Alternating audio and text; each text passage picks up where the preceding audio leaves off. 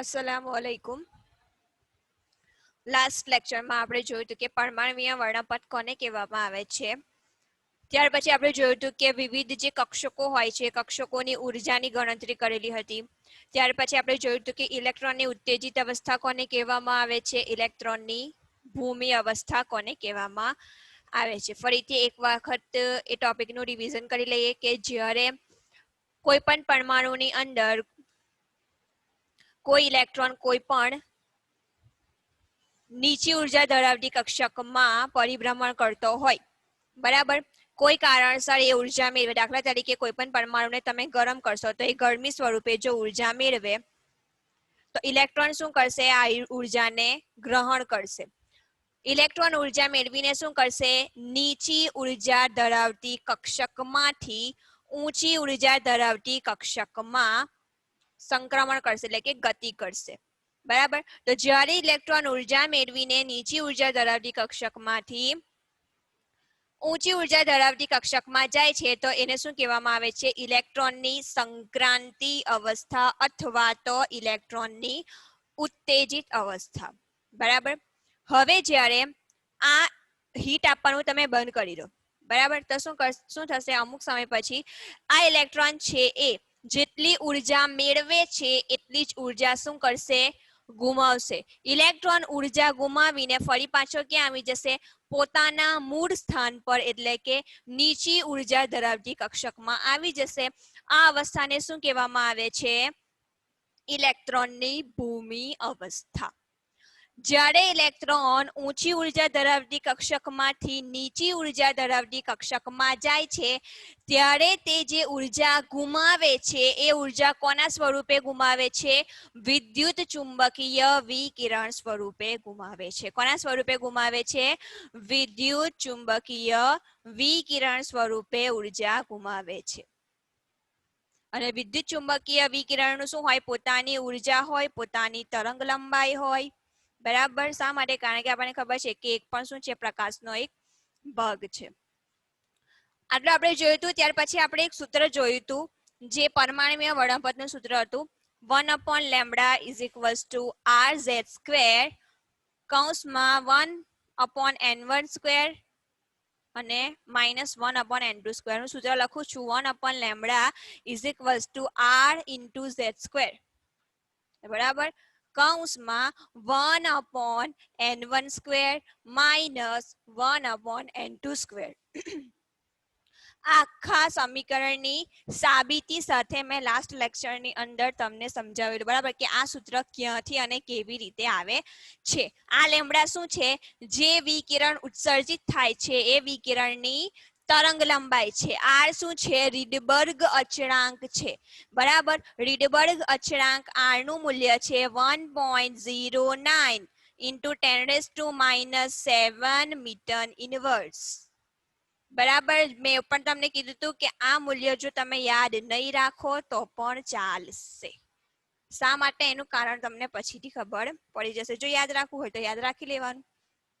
બરાબર, Z² શું છે, પરમાણ્વીય ક્રમાંક. હવે આ બધી જ વાતો આપણે હાઇડ્રોજનના કિસ્સામાં કરતા હોઈએ છીએ. હાઇડ્રોજન પરમાણુને ધ્યાનમાં રાખીને કરતા હોઈએ છીએ, એટલે Z નું મૂલ્ય હંમેશા કેટલું આવશે, 1. શા માટે, હાઇડ્રોજનનો પરમાણ્વીય ક્રમાંક કેટલો છે, 1. N1 કોને કહેવામાં આવે છે અને N2 કોને કહેવામાં આવે છે, N1 અને N2. N2 એટલે શું થશે, ઉપલું ઉર્જા સ્તર. બરાબર, n બરાબર, ધારો કે કોઈ ઇલેક્ટ્રોન છે n બરાબર 5 માંથી n બરાબર 1 માં આવે છે તો N2 બરાબર શું આવશે, 5, N1 બરાબર 1. જ્યાંથી આવે છે એ N2 થશે અને જ્યાં પાછો આવ્યો એ શું થશે, N1. ધારો કે કોઈ ઇલેક્ટ્રોન છે એ ચોથી ઉર્જા કક્ષકમાંથી બીજી ઉર્જા કક્ષકમાં આવે છે તો n બરાબર શું થશે, N2 બરાબર 4 થશે અને N1 બરાબર શું થશે, 2 થશે. હવે આપણે આગળ વધીએ.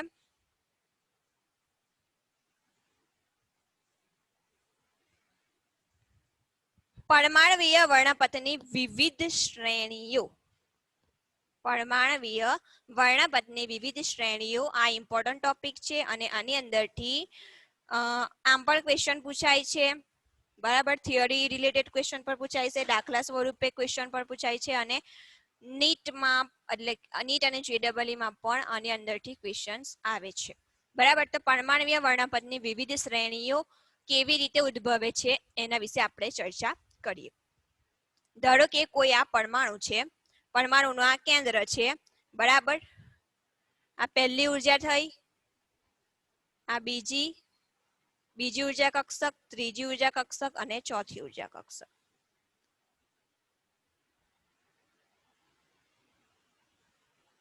બરાબર. આ જ ઉર્જા સ્તરો છે અથવા તો આ જે કક્ષકો છે એને હું અહીંયા લાઈન સ્વરૂપે દર્શાવું છું. જો n બરાબર 1, અહીંયા n બરાબર 1 શું થશે? આ n બરાબર 1, n બરાબર 2, n બરાબર 3 અને n બરાબર 4. બરાબર. હું અહીંયા લખું છું n બરાબર 1, n બરાબર 2, n બરાબર 3, n બરાબર 4. બરાબર. આ જ વસ્તુ છે, સેમ છે. અહીંયા આપણે સર્કલ સ્વરૂપે કક્ષકો દર્શાવેલી છે, અહીંયા આપણે લાઈન સ્વરૂપે કક્ષકો દર્શાવેલી છે. શા માટે? પરમાણ્વીય વર્ણપટની જે વિવિધ શ્રેણીઓ છે એની સમજૂતી આપણે ઇઝીલી મેળવી શકીએ એના માટે. હવે જુઓ, અહીંયા n બરાબર 1 થી n બરાબર 2 ની વચ્ચે ગેપ વધારે છે. બરાબર. n2 બરાબર n ઇઝ ઇક્વલ્સ ટુ 2 થી n ઇઝ ઇક્વલ્સ ટુ 3 માં ગેપ ઓછો છે અને અહીંયા ગેપ સૌથી ઓછો છે. આનું રીઝન શું છે? આપણે લાસ્ટ ટાઈમ ચર્ચા કરી ગયેલા છે કે કોઈ પણ કક્ષકો હોય છે એ કક્ષાની પોતાની ઉર્જા હોય છે. બરાબર. એ ઉર્જાની કેલ્ક્યુલેશન પણ આપણે કરેલી હતી. તો n1 બરાબર n બરાબર 1 માટે કેટલી ઉર્જા હતી કક્ષકની? 13.6 ઇલેક્ટ્રોન વોલ્ટ. યાદ કરો અને રિવિઝન કરો. હવે આપણા લેક્ચર્સ વચ્ચે ટાઈમ ડ્યુરેશન વધી જાય છે. બરાબર. પહેલા આવતું હતું કે વીકમાં આપણો ગુરુવારે અથવા તો બુધવારે કે શુક્રવારે લેક્ચર આવતો હતો, એટલે એવું લાગતું હતું કે આપણે આખું વીક ભણીએ છીએ, પણ હવે કન્ટિન્યુઅસ આપણે 3 દિવસ ભણીશું, બાકીના 4 દિવસ ખાલી જાય છે. તો એ 4 દિવસની અંદર રિવિઝન કરવાનું, નહીં તો બધું ભૂલી જશો. બરાબર. હવે જો n1 બરાબર 1, બરાબર, n ઇઝ ઇક્વલ્સ ટુ 1 માટે એનર્જીનું મૂલ્ય કેટલું છે? -13.6 ઇલેક્ટ્રોન વોલ્ટ. બરાબર. n બરાબર 2 માટે એનર્જીનું મૂલ્ય કેટલું છે? -3.4 ઇલેક્ટ્રોન વોલ્ટ. આ બધી ગણતરી આપણે લાસ્ટ લેક્ચરમાં કરી હતી. n બરાબર 3 માટે મૂલ્ય છે -1.5 ઇલેક્ટ્રોન વોલ્ટ અને n બરાબર 4 માટે -0.85 ઇલેક્ટ્રોન વોલ્ટ. હવે જુઓ, આ બંને વચ્ચે ગેપ શા માટે વધારે છે? જો આની ઉર્જાનું મૂલ્ય કેટલું છે? 13.6 અને આનું કેટલું છે મૂલ્ય? 3.4. બંનેનો તફાવત લઈએ એટલે કે 13.6 માંથી 3.4 બારે કરીશું તો અરાઉન્ડ 10 ઇલેક્ટ્રોન વોલ્ટ જેટલો તફાવત ઉત્પન્ન થશે. તો જેટલો તફાવત વધારે હોય એનર્જીનો એટલો ગેપ કેવો હશે? વધારે હશે. હવે જો n બરાબર 2 થી n બરાબર 3, 3.4 માઇનસ 1.5. બરાબર. 3.4 માંથી 1.5 બાદ કરશો તો અરાઉન્ડ આનો આન્સર પણ 1.5 સમથિંગ જ આવશે. તો આ બંને આની કમ્પેરિઝનમાં આ ડિફરન્સ કેવો છે? ઓછો છે. આનો ગેપ કેટલો છે? 10 ઇલેક્ટ્રોન વોલ્ટ જેટલો. આનો કેટલો છે? 1.5 ઇલેક્ટ્રોન વોલ્ટ જેટલો. એટલે આ ગેપ વધારે છે. બે ઉર્જા કક્ષકો વચ્ચેનો આ ગેપ કેવો છે? ઓછો છે. એ જ રીતે આ બે વચ્ચે જુઓ, 1.5 માઇનસ 0.85. તો અમુક .52 સમથિંગ કે એવો જ કોઈ એનર્જી ગેપ હશે અહીંયા. બરાબર. 1.5 માંથી 0.85 બાદ કરી નાખો, જે પણ આન્સર આવશે એ તમારો શું થઈ જશે? અહીંયા એનર્જી ડિફરન્સ થઈ જશે. કહેવાનો મતલબ શું છે કે આ એનર્જી ડિફરન્સ સૌથી વધારે છે, એટલા માટે આ બે કક્ષકો એકબીજાથી દૂર દૂર છે. પછી આ બંનેનો એનર્જી ડિફરન્સ આના કરતા ઓછો છે, એટલા માટે આ બંને કેવી છે? આના કરતા નજીક છે. n બરાબર 3 અને n બરાબર 4 વચ્ચે ઉર્જાનો તફાવત સૌથી ઓછો છે, એટલા માટે એ બંને કેવી છે? એકબીજાની વધારે નજીક છે. બીજી વસ્તુ આપણે જોઈ હતી કે જેમ જેમ કક્ષકો કેન્દ્રથી દૂર થતી જાય છે, બરાબર, દૂર થતી જાય છે અર્થાત n બરાબર 1 થી n બરાબર 4 તરફ જઈએ તો એનર્જીનું મૂલ્ય વધે છે. શા માટે? આપણે જુઓ અહીંયા -13.6 છે, ઉપર શું છે? -8.5. આપણને ખબર છે કે n બરાબર 4 માટે એનર્જીનું મૂલ્ય વધારે છે. શા માટે? કારણ કે જેમ જેમ આપણે નીચેથી ઉપર તરફ જઈએ તેમ તેમ વેલ્યુ ભલે ઘટે છે, પણ વેલ્યુ કેવી છે? માઇનસમાં છે. ભલે વેલ્યુ ઘટે છે, અહીંયા 13.6 છે, અહીંયા 0.85 છે, વેલ્યુ ભલે ઘટે છે પણ વેલ્યુ શામાં છે? માઇનસમાં છે. જો માઇનસમાં હોય તો આપણે શું સમજવું? ભલે વેલ્યુ આમ ઘટે હોય પણ માઇનસમાં હોય તો કિંમતમાં અથવા તો વેલ્યુમાં વધારો થાય છે. અહીંયા આપણને એનર્જી આપેલી છે તો અહીંયા નીચેથી ઉપર તરફ જઈશું તો ઉર્જાનું મૂલ્ય શું થશે? વધશે. એટલે કે n બરાબર 1 ની જેટલી ઉર્જા છે એના કરતા n બરાબર 2 ની ઉર્જા કેવી છે? વધારે છે. એના કરતા n બરાબર 3 ની ઉર્જા વધારે છે અને સૌથી વધારે ઉર્જા કોની છે? n બરાબર 4 ની. શા માટે? ભલે એની વેલ્યુ સૌથી નાની છે પણ કેવી છે? માઇનસમાં છે. એટલા માટે ઉર્જાનું મૂલ્ય શું થશે? અહીંયા વધશે. બરાબર, આ બેઝિક માહિતી હતી. હવે આપણે જોવાનું છે કે અહીંયા શ્રેણીઓ કેવી રીતે રચાય છે. આપણે કીધું એ પ્રમાણે કે ઇલેક્ટ્રોન છે એ ઇલેક્ટ્રોન જ્યારે કોઈ પણ નીચલી ઉર્જા સ્તરમાંથી ઊંચા ઉર્જા સ્તરમાં જાય છે, ઉર્જા મેળવીને ફરી પાછો ઉર્જા ગુમાવીને ઊંચા ઉર્જા સ્તરમાંથી નીચા ઉર્જા સ્તરમાં આવે તો શું કરે છે? વિકિરણનું ઉત્સર્જન કરે છે. અને આ વિકિરણનું ઉત્સર્જન કરે છે એ વિકિરણ કોના સ્વરૂપે હોય છે? વિદ્યુત ચુંબકીય વિકિરણ સ્વરૂપે હોય છે. હવે ધારો કે કોઈ ઇલેક્ટ્રોન છે, એ ઇલેક્ટ્રોન સૌથી પહેલા n બરાબર 2 થી n બરાબર 1 પર આવે છે. એટલે કે બીજી કક્ષામાંથી ક્યાં આવે છે? પહેલી કક્ષામાં આવે છે. બરાબર, ફરી પાછો કોઈ ઇલેક્ટ્રોન એવો છે કે n બરાબર 3 થી સીધો n બરાબર 1 માં આવે છે. બરાબર,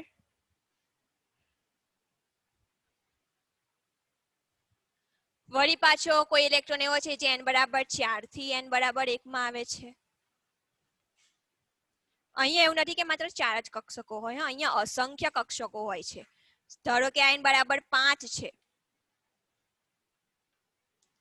અહીંયાથી ડેશ ડેશ ડેશ બીજી ઘણી બધી કક્ષકો હોય છે. વચ્ચે છેલ્લી કક્ષક શું હોય? n બરાબર ઇન્ફિનિટિવ, અનંત અંતરે હોય.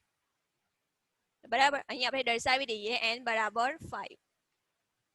ધારો કે કોઈ ઇલેક્ટ્રોન n બરાબર 5 માંથી n બરાબર 1 માં આવે છે.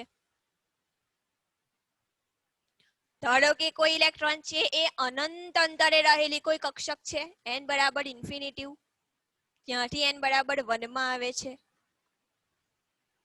બરાબર, n બરાબર 1 માં જ બધા ઇલેક્ટ્રોન આવે છે. જુઓ, 2 થી 1, 3 થી 1, 4 થી 1, 5 થી 1 અને અનંત અંતરેથી વળી પાછો 1 પર આવે છે. કહેવાનો મતલબ શું છે કે અહીંયા કોમન વસ્તુ શું છે કે ભલે ગમે તે ઉર્જા કક્ષકમાં રહેલો ઇલેક્ટ્રોન હોય પરંતુ એ છેવટે ક્યાં આવે છે? n બરાબર 1 માં જ આવે છે. બરાબર, n બરાબર 2 માં હોય, 3 માં હોય, 4 માં હોય, 5 માં હોય કે અનંત અંતરે હોય, કોઈ પણ કક્ષકમાં હોય પણ છેલ્લે ઇલેક્ટ્રોન ઉત્તેજિત અવસ્થામાંથી ભૂમિ અવસ્થામાં આવે તો ક્યાં આવે છે? n બરાબર 1 માં જ આવે છે. તો જ્યારે જ્યારે કોઈ પણ ઇલેક્ટ્રોન ઊંચી ઉર્જા સ્તરમાંથી n બરાબર 1 ઉર્જા સ્તરમાં અથવા તો n બરાબર 1 કક્ષકમાં આવે છે ત્યારે જે વિદ્યુત ચુંબકીય વિકિરણોની શ્રેણી રચાય છે. જો અહીંયા શ્રેણીઓ છે, 2 થી 1, 3 થી 1, 4 થી 1, 5 થી 1 અને અનંત અંતરેથી 1. તો આ જે શ્રેણીઓ રચાય છે એને શું કહેવામાં આવે છે? લાઇમન શ્રેણીઓ. શું કહેવામાં આવે છે? લાઇમન શ્રેણી. લાઇમન શ્રેણી ક્યારે રચાય છે? જ્યારે ને જ્યારે ઇલેક્ટ્રોન ભલે ગમે તે ઉર્જા સ્તરમાં હોય ત્યાંથી n બરાબર 1 માં આવે ઇલેક્ટ્રોન, ત્યારે જે શ્રેણી રચાય એને શું કહેવામાં આવે છે? લાઇમન શ્રેણી. બરાબર, કોઈ પણ ક્વેશ્ચન પૂછાય, ધારો કે કોઈ ક્વેશ્ચન પૂછાય અથવા કોઈ પણ વ્યક્તિ એવું પૂછે કે લાઇમન શ્રેણીમાં કોમન શું છે? બરાબર, લાઇમન શ્રેણી ક્યારે રચાય છે? શું કહેવાનું કે ગમે તેટલી ઉર્જા ધરાવતો કોઈ પણ ઉર્જા સ્તર હોય, બરાબર, કોઈ પણ કક્ષકો ગમે તેટલી ઉર્જા ધરાવતી હોય, બરાબર, n બરાબર 2, 3, 4, 5 ઇન્ફિનિટિવ, ત્યાંથી ઇલેક્ટ્રોન સંક્રાંતિ અવસ્થામાંથી જ્યારે ભૂમિ અવસ્થામાં આવે છે ત્યારે જો n બરાબર 1 કક્ષકમાં આવે, બરાબર, તો કઈ શ્રેણીઓ રચાય છે? લાઇમન શ્રેણી રચાય છે. બરાબર. કોઈ ઇલેક્ટ્રોન છે એ 2 થી 1 માં આવે છે તો પણ લાઇમન શ્રેણી કહેવાય, 5 થી 1 માં આવે તો પણ લાઇમન શ્રેણી કહેવાય, ઇન્ફિનિટી થી 1 માં આવે તો પણ લાઇમન શ્રેણી જ કહેવાય. શા માટે? કારણ કે છેલ્લે ઇલેક્ટ્રોન ક્યાં આવે છે? n બરાબર 1 માં આવે છે. બરાબર, સિમ્પલ વસ્તુ છે. હવે બીજી એક વસ્તુ જોઈએ, અને હું ભૂસી નાખું છું.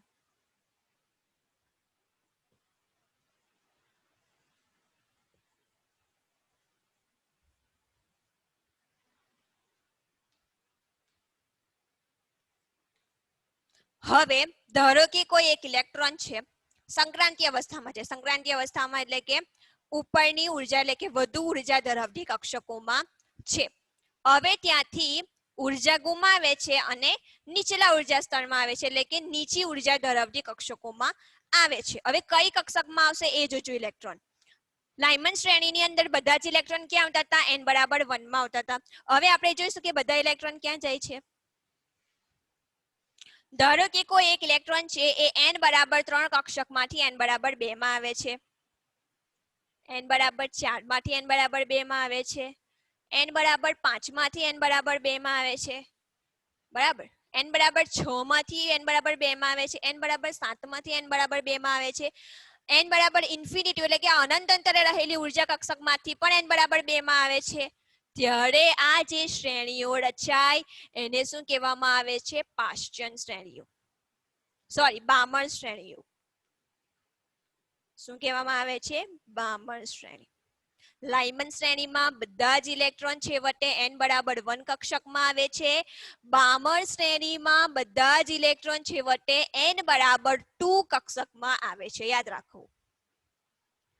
બરાબર, કોઈ પણ ઉર્જા સ્તરમાં હોય ઇલેક્ટ્રોન સંક્રાંતિ અવસ્થા દરમિયાન, ત્યાંથી એ ઉર્જા ગુમાવીને વિદ્યુત ચુંબકીય વિકિરણને બળ કાઢીને n બરાબર 2 કક્ષકમાં આવતો હોય ત્યારે જે શ્રેણી રચાય એને શું કહેવામાં આવે છે? બામણ શ્રેણી કહેવામાં આવે છે. ક્લિયર? હવે આગળ વધીએ.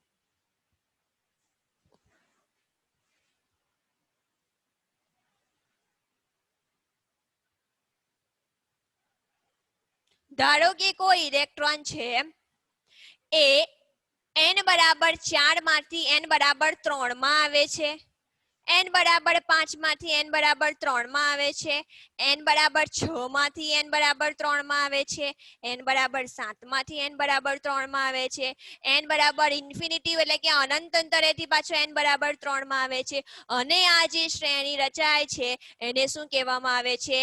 પાશ્ચન શ્રેણીઓ.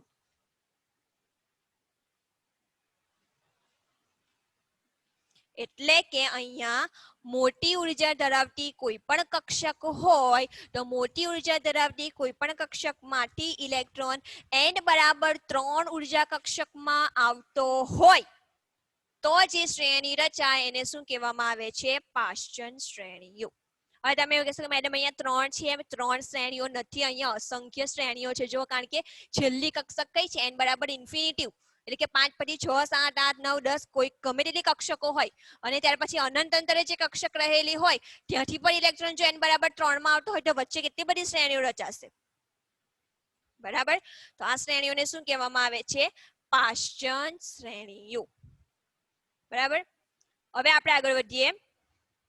લાઇમન, બામણ અને પાશ્ચન 3 ફિનિશ થયા. હવે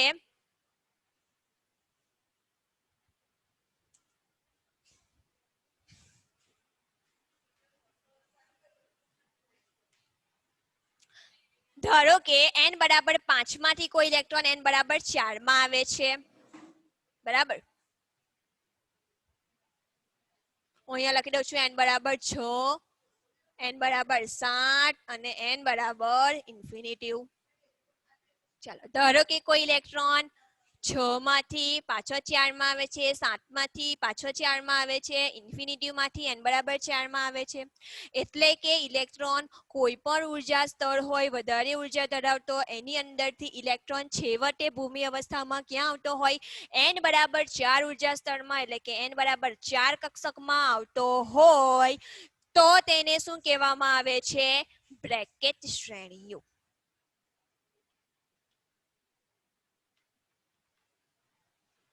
અને આપણને ખબર છે કે જ્યારે ઇલેક્ટ્રોન ઊંચી ઉર્જા સ્તરમાંથી નીચી ઉર્જા સ્તરમાં આવે ત્યારે વિકિરણનું ઉત્સર્જન કરે છે. વિદ્યુત ચુંબકીય વિકિરણનું ઉત્સર્જન કરે છે, જેની પોતાની એનર્જી હોય છે, જેનો પોતાનો શું હોય છે, પોતાની તરંગ લંબાઈ હોય છે. એ બધાની ગણતરી આપણે આના પછી શીખીશું. આપણે ખાલી હમણાં શ્રેણીઓ વિશે માહિતી મેળવી લઈએ. બરાબર, ફરીથી રિપીટ કરું છું. હવે જુઓ, અહીંયાથી અહીંયા જાય, બરાબર, 1 થી 2 માં જાય તો શું કહેવાશે? સંક્રાંતિ અવસ્થા અથવા તો ઉત્તેજિત અવસ્થા કહેવાશે. 1 થી 3 માં જાય, બરાબર, 2 થી 3 માં જાય, 2 થી 4 માં જાય, એટલે બરાબર ઊંચેથી નીચેથી ઉપર જાય તો સંક્રાંતિ અવસ્થા કહેવાય. અહીંયા બધા ઇલેક્ટ્રોન ક્યાં આવે છે? ઉપરથી નીચે આવે છે, એટલે શું થશે? ભૂમિ અવસ્થામાં આવે છે. બરાબર, એ ધ્યાન રાખવાનું. તો જ્યારે બધા જ ઇલેક્ટ્રોન ઊંચા ઉર્જા સ્તરમાંથી n બરાબર 4 ઉર્જા સ્તરમાં આવતા હોય અને જે શ્રેણીઓ રચાય છે એને શું કહેવામાં આવે છે? બ્રેકેટ શ્રેણીઓ કહેવામાં આવે છે. ચાલો હવે આપણે જોઈએ. બહુ જ ઈઝી છે. આની અંદર કઈ છે નહીં, ખાલી આને ઇક્વેશન્સ યાદ રાખવાની જરૂર છે. ધારો કે કોઈ ઇલેક્ટ્રોન છે n બરાબર 6 માંથી n બરાબર 5 માં આવે છે, 7 માંથી 5 માં આવે છે, ઇન્ફિનિટી માંથી 5 માં આવે છે. એટલે કે કોઈ પણ પરમાણુના કોઈ પણ વધારે ઉર્જા સ્તરોમાંથી ઇલેક્ટ્રોન ભૂમિ અવસ્થામાં n બરાબર 5 ઉર્જા સ્તરમાં પાછો ફરે છે ત્યારે જે શ્રેણીઓ રચાય છે એને શું કહેવામાં આવે છે? ફુંડ શ્રેણીઓ કહેવામાં આવે છે.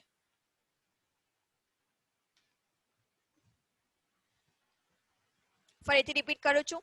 ગમે તેટલી ઉર્જા સ્તર હોય, એટલે કે પરમાણુની અંદર રહેલા જે વધુ ઉર્જા સ્તર છે એ વધુ ઉર્જા સ્તરમાં રહેલો ઇલેક્ટ્રોન જે સંક્રાંતિ અવસ્થામાં રહેલો છે ત્યાંથી ભૂમિ અવસ્થામાં પાછો ફરે છે ત્યારે n બરાબર 5 ઉર્જા સ્તરમાં અથવા તો n બરાબર 5મી કક્ષકમાં જ્યારે ઇલેક્ટ્રોન પાછો ફરે છે અને જે શ્રેણીઓ રચાય છે એને શું કહેવામાં આવે છે? ફુંડ શ્રેણી કહેવામાં આવે છે. ક્લિયર? 5 શ્રેણીઓ થઈ ગઈ. કઈ કઈ? લાયમન. લાયમનમાં શું હોય? છેવટે ઇલેક્ટ્રોન ક્યાં આવતો હોય? n બરાબર 1 માં આવતો હોય. પછી બામર શ્રેણી, એની અંદર શું હોય? ઇલેક્ટ્રોન છેવટે n બરાબર 2 કક્ષકમાં આવતો હોય. પાશ્ચન શ્રેણી, એની અંદર n બરાબર 3 કક્ષકમાં આવતો હોય. બ્રેકેટમાં n બરાબર 4 અને ફુંડમાં n બરાબર 5 કક્ષકમાં અથવા તો n બરાબર 5 ઉર્જા સ્તરમાં છેવટે ઇલેક્ટ્રોન આવતો હોય તો કઈ શ્રેણી રચાય? ફુંડ શ્રેણી. બરાબર, આ 5 શ્રેણીઓ વિશે આપણે જોઈ લીધું. હવે જઈએ આપણે એના ઇક્વેશન પર.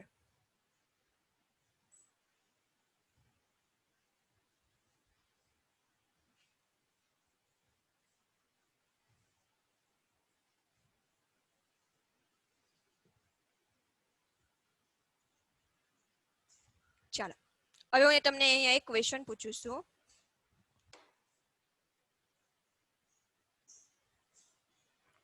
ધારો કે કોઈ ઇલેક્ટ્રોન છે, એ કોનો ઇલેક્ટ્રોન છે? હાઇડ્રોજન પરમાણુનો ઇલેક્ટ્રોન છે. હાઇડ્રોજન પરમાણુનો ઇલેક્ટ્રોન n બરાબર 3 માંથી n બરાબર 2 માંથી n બરાબર 1 માં આવે છે.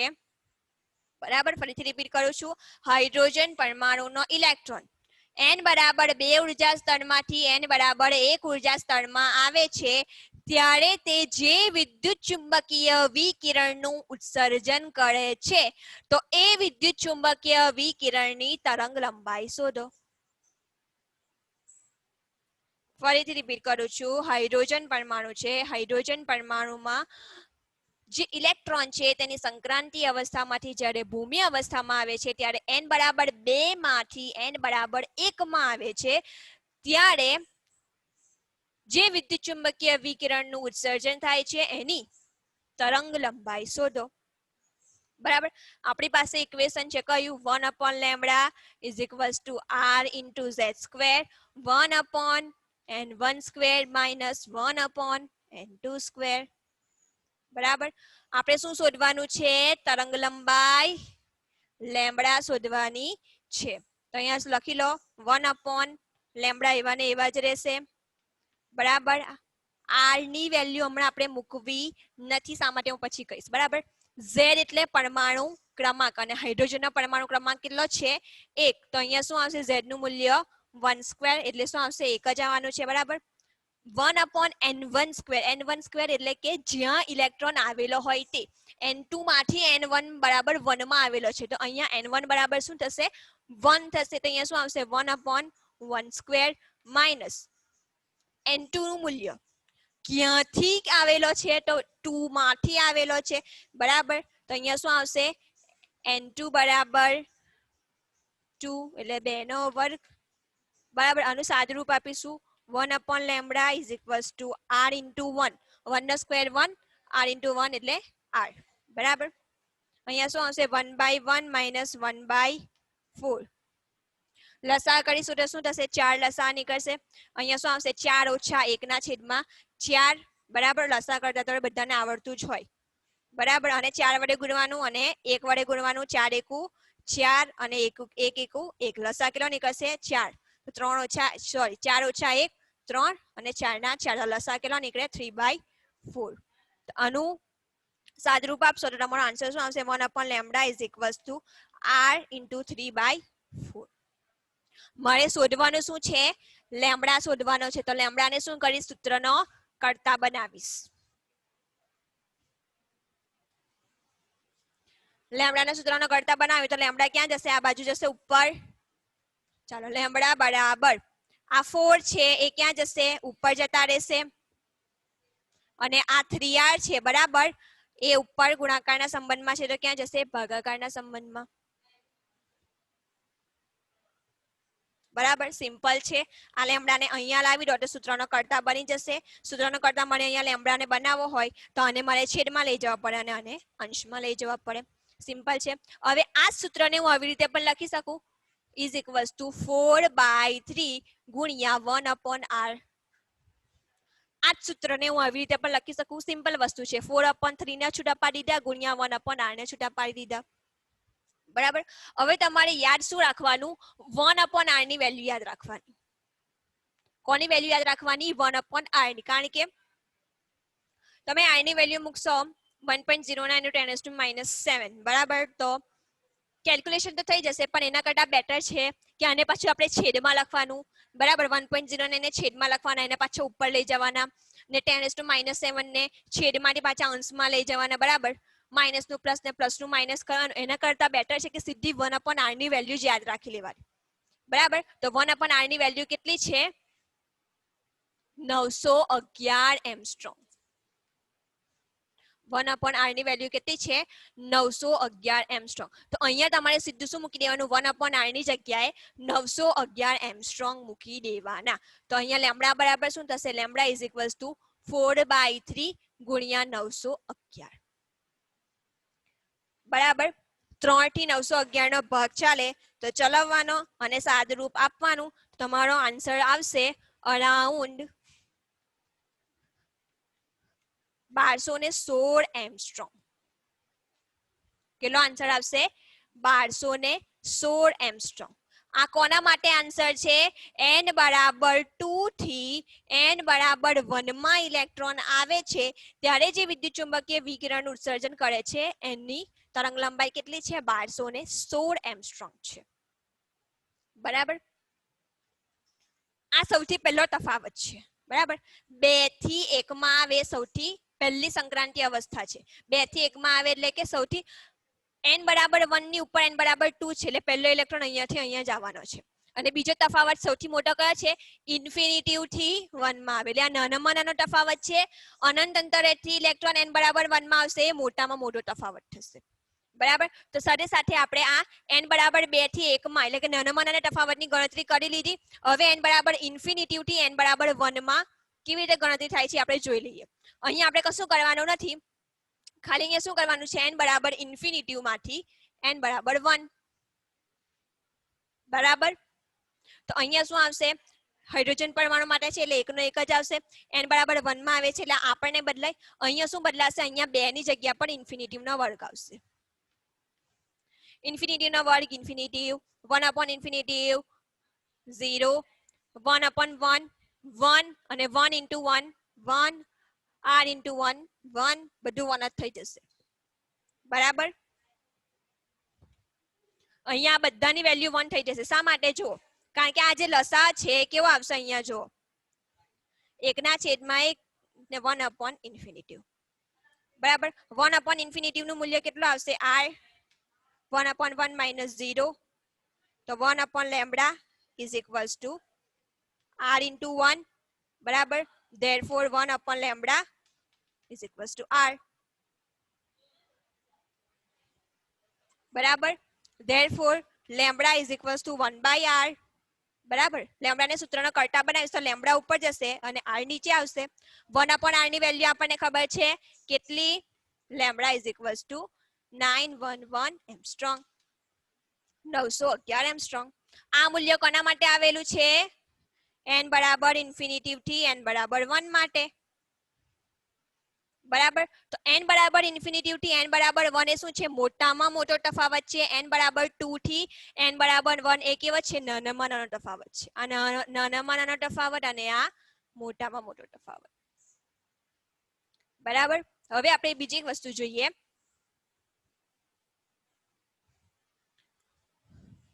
લિમિટ જોવાની છે. લિમિટ કેવી રીતે જોવાની છે? કે લાઇમન શ્રેણીની લિમિટ કેટલી છે? બરાબર. તમને એવું કોઈ પૂછવામાં કે લાઇમન શ્રેણીની લિમિટ કેટલી છે? તો લિમિટ શું હોય? નાનામાં નાની લિમિટ n બરાબર 2 થી n બરાબર 1 અને મોટામાં મોટી શું થશે? n બરાબર ઇન્ફિનિટી થી n બરાબર 1. આનું મૂલ્ય કેટલું આવતું હતું? 1216 એંગસ્ટ્રોમ. આનું મૂલ્ય કેટલું આવતું હતું? 911 એંગસ્ટ્રોમ. તો લાઇમન શ્રેણીની લિમિટ્સ કેટલી આવશે? તરંગ લંબાઈની 1216 એંગસ્ટ્રોમ થી 911 એંગસ્ટ્રોમ. બરાબર. હવે જુઓ, મેં તમને શું ગણતરી કરીને બતાવ્યું કે n બરાબર 2 માંથી n બરાબર 1 માં ઇલેક્ટ્રોન આવે છે ત્યારે જે વિદ્યુત ચુંબકીય વિકિરણનું ઉત્સર્જન કરે છે તો એની તરંગ લંબાઈ 1216 એંગસ્ટ્રોમ છે. પછી તમારે જાતે ઘરે બેસીને ગણતરી કરવાની કે જો n બરાબર 3 માંથી 1 માં આવતો હોય તો તરંગ લંબાઈ કેટલી આવે? n બરાબર 4 માંથી n બરાબર 1 માં આવતો હોય તો તરંગ લંબાઈ કેટલી આવે? n બરાબર 5 માંથી n બરાબર 1 માં આવતો હોય તો તરંગ લંબાઈ કેટલી આવે? એ બધી ગણતરી તમારે જાતે ઘેર કરવાની.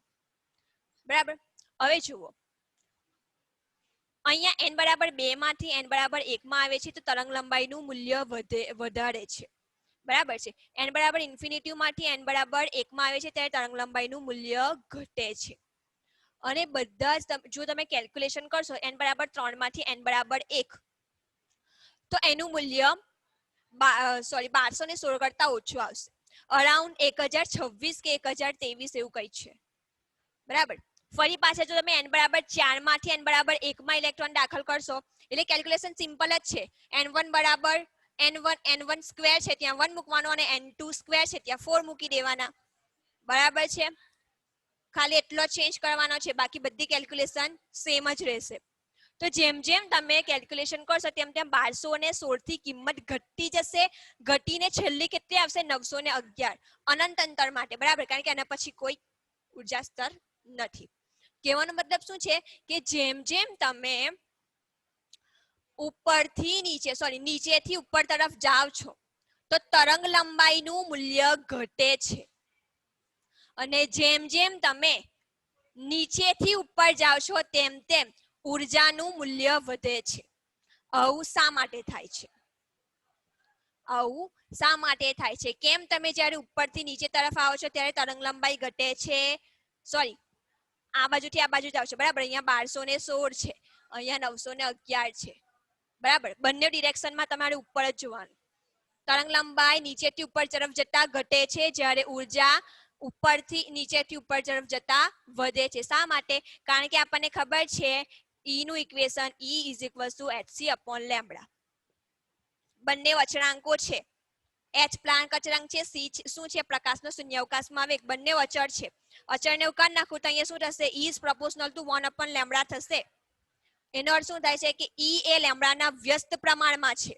વ્યસ્ત પ્રમાણમાં એટલે કે E નું મૂલ્ય જેટલું વધારે એટલું તરંગ લંબાઈનું મૂલ્ય ઓછું. હવે જુઓ, સૌથી ઉપરનો ઉર્જા સ્તર છે. બરાબર. જેમ જેમ આપણે નીચેથી ઉપર તરફ જઈશું તેમ તેમ એનર્જી વધે છે. જુઓ, એનર્જીના મૂલ્યમાં શું થાય છે? વધારો થાય છે. હવે જેટલો એનર્જીનું મૂલ્ય વધારે હશે એની તરંગ લંબાઈ એટલી જ ઓછી હશે.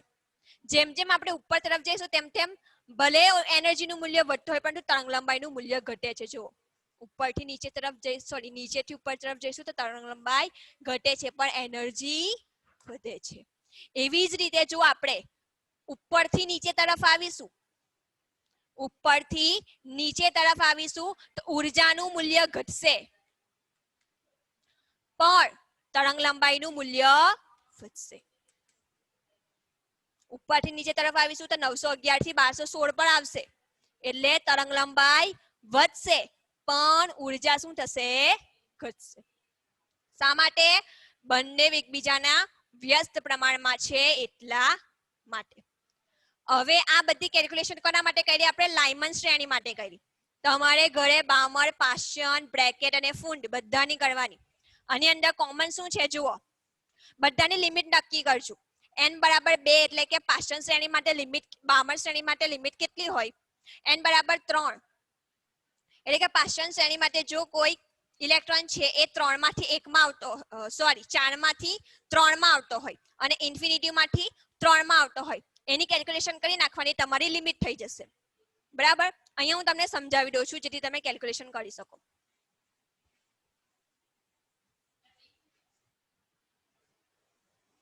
ધારો કે તમારે બામણ શ્રેણી છે, બરાબર? બામણ શ્રેણીની લિમિટ નક્કી કરવી હોય તો આપણને ખબર છે કે છેલ્લો ઇલેક્ટ્રોન ક્યાં આવે? n બરાબર 2 માં. બરાબર? તો ઓછામાં ઓછો તફાવત શું થશે? n બરાબર 3 થી n બરાબર 2. આ ગણી નાખવાનું. સાથે સાથે મોટામાં મોટો તફાવત એટલે કે n બરાબર ઇન્ફિનિટી થી n બરાબર 2. આ ગણી નાખવાનું. આ બંનેની જે કિંમત આવશે તમારી લિમિટ થશે. બરાબર? પછી શું આવે? પાષાણ આવશે. પાષાણ માટે શું આવશે?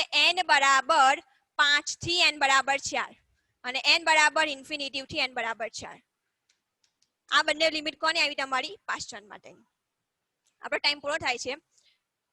30-40 સેકન્ડ બાકી હશે. આ કેલ્ક્યુલેશન તમારે જાતે ગણવાની. એક જ ફોર્મ્યુલા છે, બરાબર? એક જ ફોર્મ્યુલાની અંદર ખાલી એક જ કિંમત બદલવાની છે. વધારે કિંમત બદલવાની નથી, માત્ર એક અને એક જ કિંમત બદલવાની છે. બરાબર? તો આ છે તમારી વિવિધ શ્રેણીઓ અને તેના ફોર્મ્યુલા. કન્ફ્યુઝન હશે તો મને કહી દેજો, કેલ્ક્યુલેશન આગળ હું બતાવી દઈશ. બરાબર? આટલા સુધી જાતે ગણતરી કરજો. આગળનો અભ્યાસ આપણે આવતા લેક્ચરમાં કરીશું.